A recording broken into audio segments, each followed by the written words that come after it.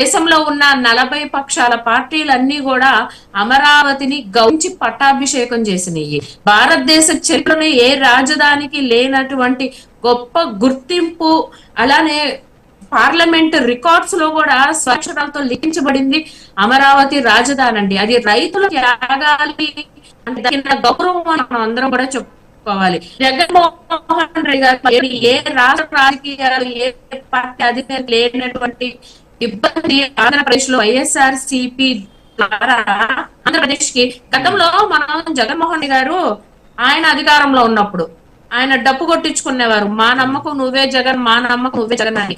కాదండి, వాస్తవం చూసుకుంటే ఇవాళ ప్రజలందరూ కూడా మొన్న 2024 ఎలక్షన్స్ లో తీర్పిచ్చారు. ఇప్పుడు కూడా మేము చెప్తున్నాము, రాష్ట్ర అభివృద్ధికి, ఆంధ్రప్రదేశ్ రాష్ట్ర అభివృద్ధికి విఘ్నం జగన్మోహన్ రెడ్డి. మా రాష్ట్ర అభివృద్ధికి విఘ్నం జగన్మోహన్ రెడ్డి మేము ముక్తాకంఠంగా చెప్తున్నాము. ఓకే, అరే ఎన్ని వినీల్ గారు సరే,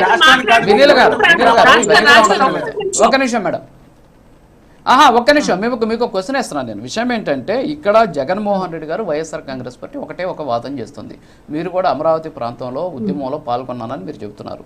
మిగతా ప్రాంతాల్లో నిర్మాణాలకు సంబంధించి ఒక పార్లమెంటు బిల్డింగ్ దాదాపు అక్కడ రాజ్యసభ సభ్యులు ఒక 254 మంది, 545 మంది లోక్సభ సభ్యులు, సో ఇంతమంది సెక్రటరియట్కి సంబంధించినటువంటి అధికారులు వీళ్ళంతా కూడా కూర్చునేటటువంటి బిల్డింగ్కి 971 కోట్లు ఖర్చు పెడితే ఒక టెంపరీ బిల్డింగ్కి సంబంధించి చంద్రబాబు నాయుడు గారు 1100 కోట్లు ఖర్చు పెట్టారు అనేది వీళ్ళ వాదన. సరే, వాళ్ళ అధికారంలో ఉన్నటువంటి సందర్భంలో దాని మీద విచారణ జరిపి సో టెంపరీ బిల్డింగ్ 1100 కోట్లు ఖర్చు పెట్టారు, దీంట్లో అవినీతి జరిగింది అని చెప్పేసి అప్పుడే చంద్రబాబు నాయుడు గారి మీద ఇంకో కేసు పెట్టి ఆయన లోపల వేసేస్తుంటే సరిపోయేది. మరి అలాంటి ప్రయత్నం చేయాలి. కానీ ఇప్పుడు విమర్శిస్తూ ఉన్నటువంటి సిచ్యువేషన్ మరి మీ మీద.